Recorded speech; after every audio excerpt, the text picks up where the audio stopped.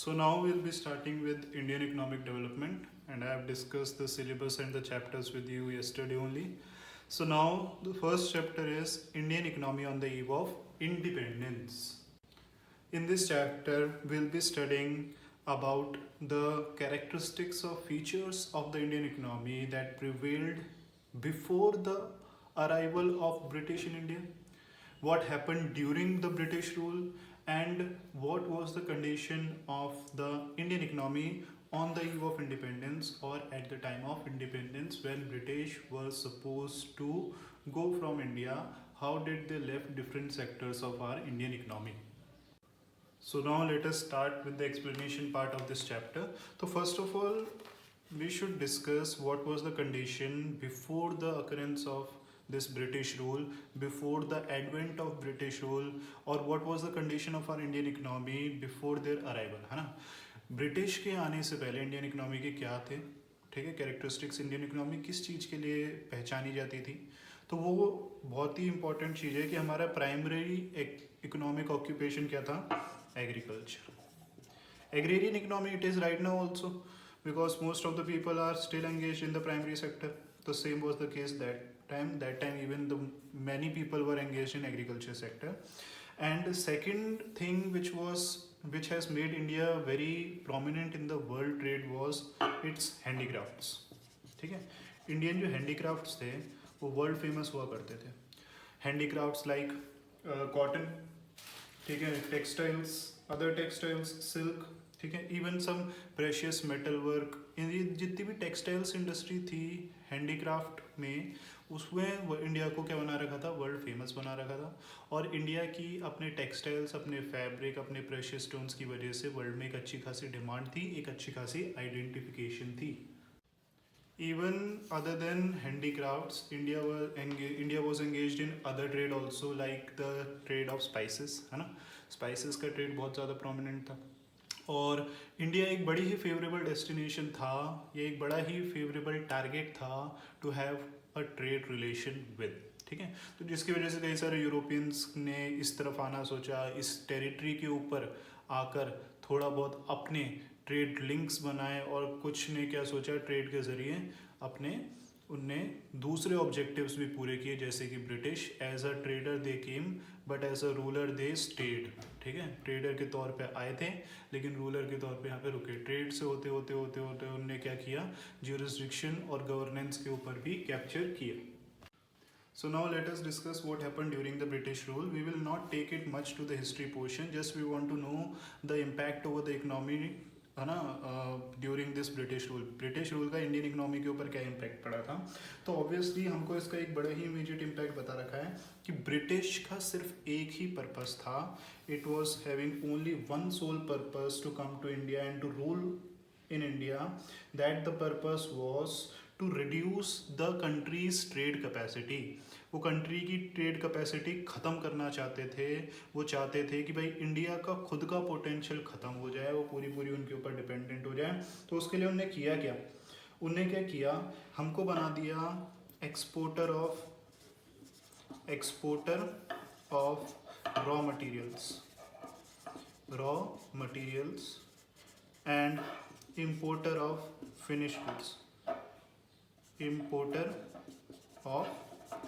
finished goods. तो this तो I think you people have studied in history also, है ना. आपने एज ऑफ इंडस्ट्रियलाइजेशन पढ़ा है तो उसमें इंडियन कॉलोनी के बारे में पढ़ा है.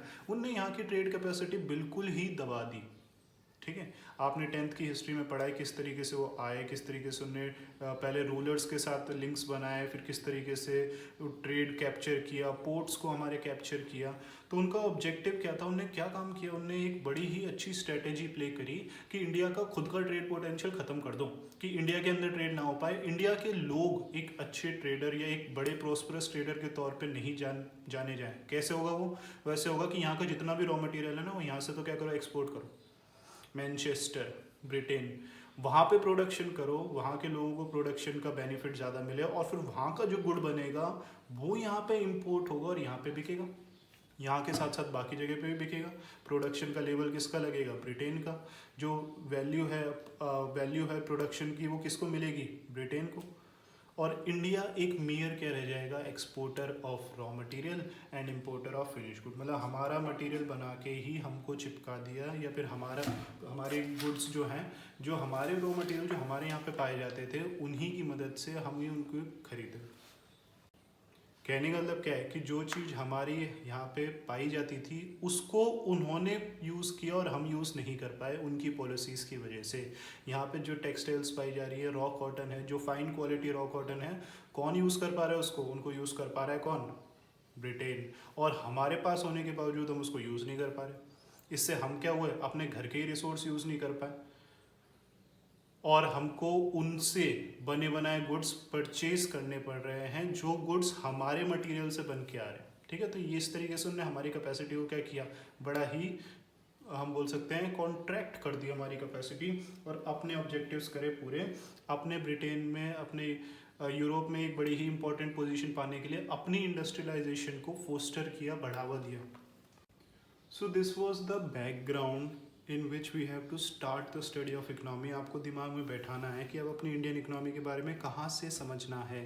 भाई जब ब्रिटिश आए थे उससे पहले हम ये थे, ठीक है, उनकी पॉलिसी, उनका ऑब्जेक्टिव कुछ ऐसा था। अब हमारा चैप्टर होगा स्टार्ट। इस चैप्टर में हम पढ़ेंगे कि उनके आने के बाद उन्होंने क्या क्या किया, और इंडिपेंडेंस के वक्त वो हमारी इकनॉमी को किस स्थिति में छोड़ के गए। समझ रहे बात को? उनने आने के बाद क्या क्या किया, और इंडिपेंडेंस से पहले हमारी इकनॉमी को किस तरीके से छोड़ के गए, हमारी इकनॉमी की स्थिति इंडिपेंडेंस के वक्त कैसी थी। ब्रिटेन की इस तरह की प्रैक्टिसेस की वजह से जो हमारी इकनॉमी की जो ग्रोथ रेट है, हमारे इकनॉमी का एग्रीगेट आउटपुट 2% से भी कम रेट पे था। ठीक है ना, it is there in the book also. Estimates show that the aggregate output has a lower growth rate than 2%। 2% से भी कम ग्रोथ रेट थी एग्रीगेट आउटपुट पे। और साथ ही साथ जो हमारा पर कैपिटा आउटपुट था, पर कैपिटा नेशनल इनकम था, उसमें 0.5% भी इंक्रीज नहीं आ पाता था। 0.5% इंक्रीज आना भी बड़ा मुश्किल था। मतलब यहाँ पे प्रोडक्शन, यहाँ पे अलग अलग वैल्यू एडिशन की प्रोसेसेस हो ही नहीं रही थी, जिसकी वजह से यहाँ पे लोग, जितने भी लोग जुड़े हैं, पहली बात तो प्रोडक्शन ही नहीं हो रही, तो जितने भी लोग जुड़े हैं उनकी एक्चुअल में इनकम हो ही नहीं पा रही थी। समझ रहे हो बात को? ऑब्वियसली जितनी स्टेजेस प्रोडक्शन की जुड़ती हैं उतने ही लोगों की उससे जुड़ी हुई इनकम होती है।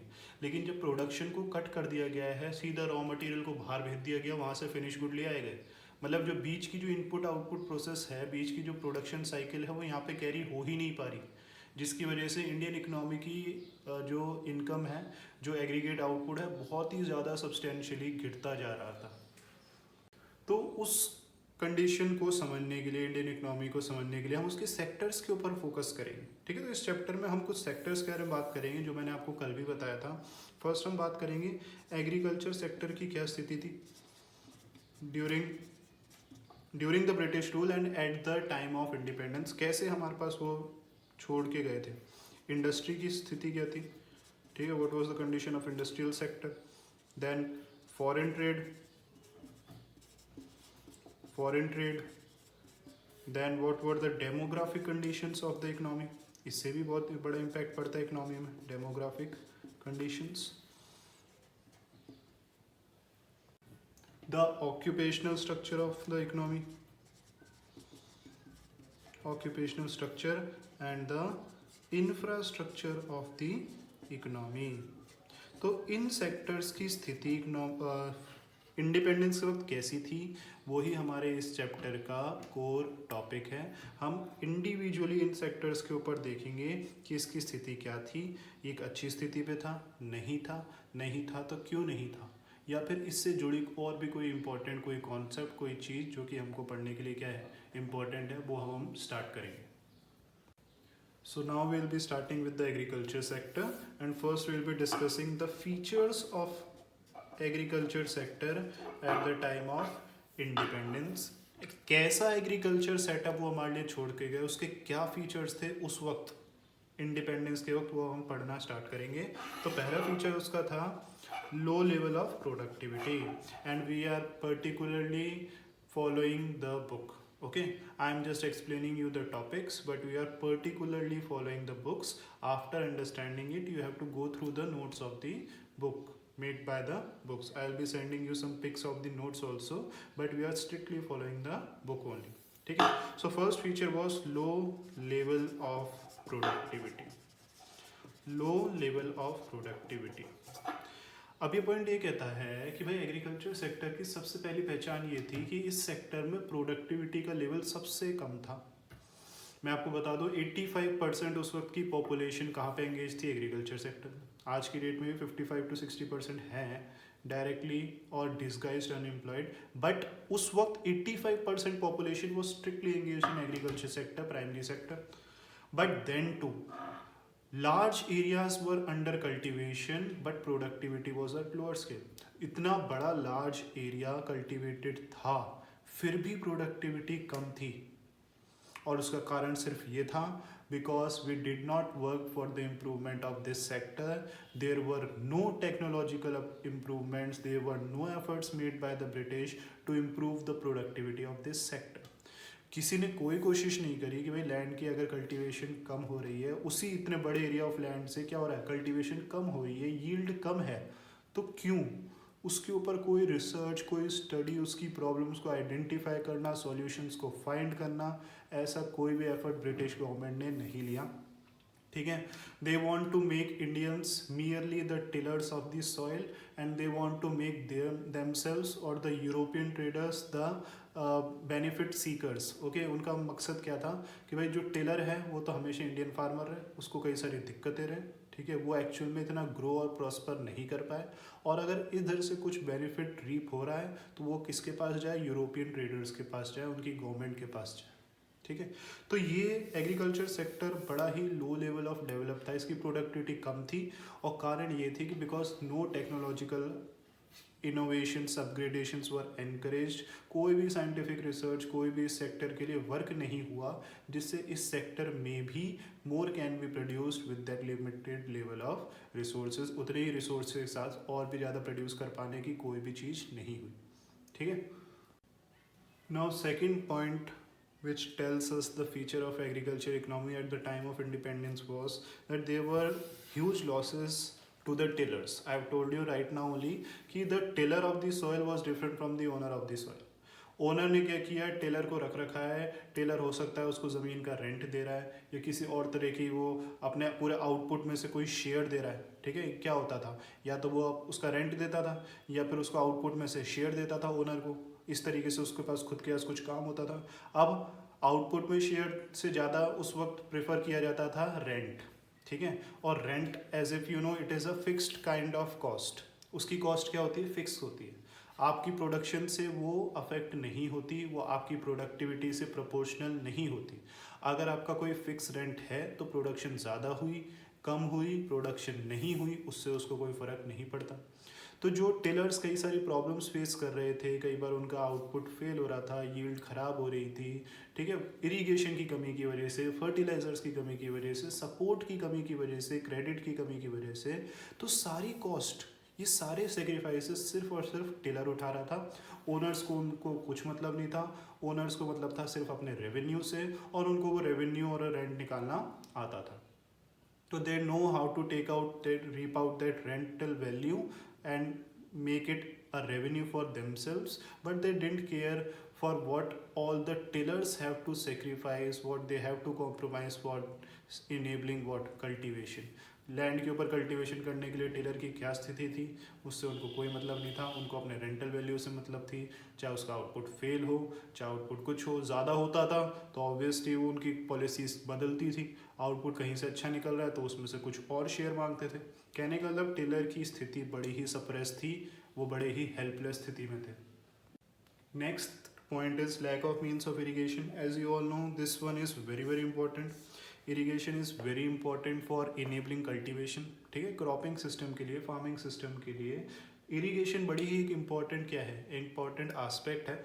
और आपको पता है कि पहले हम क्या करते थे, वो नेचुरल चीज़ों के ऊपर ज़्यादा डिपेंडेंट थे कि भाई अगर बारिश अच्छी हो गई, टाइमली रेन हो गई, तो फार्मर्स वर वेरी हैप्पी, है ना, कि भाई अब हमारे क्रॉप को क्या मिलेगा? एक सपोर्ट मिलेगा and we can expect to have a good yield ahead. बारिश नहीं हुई, सूखा पड़ गया, या बारिश टाइमली नहीं हुई तो उससे बड़ी दिक्कतें होती थी उनको. आपने भी पुरानी मूवीज़ में देखा होगा, है ना, जब अच्छी खासी बारिश हो जाती तो फार्मर कैसे नाचते है कि नहीं, बर्ड्स और मेगा मेगा और वो सब टाइप का।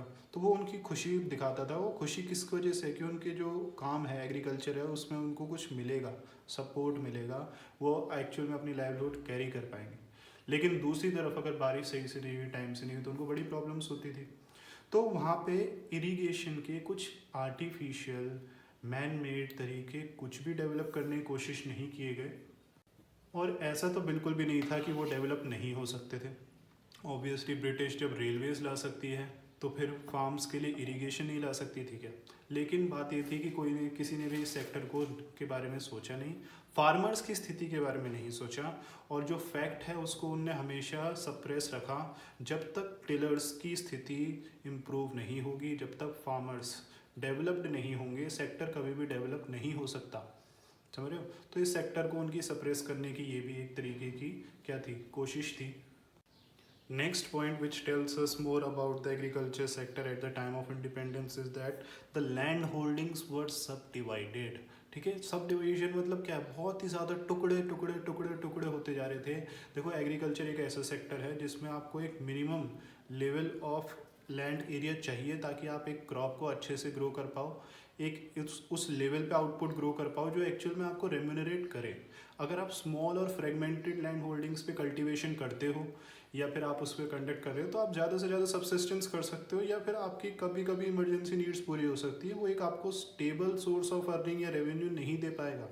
ठीक है, देखो आपको पता है इंडिपेंडेंस के वक्त क्या हुआ था, हमारा पार्टीशन भी हुआ था।